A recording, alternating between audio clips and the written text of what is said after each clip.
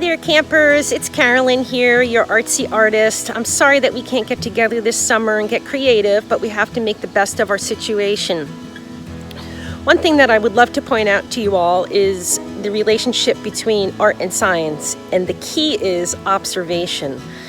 So grab that journal, grab a pencil, get some color, go out in the world and observe your surroundings, whether it be creatures or the sky or the way you feel, your emotions. The key is observing them and then transferring that into either science data or into art.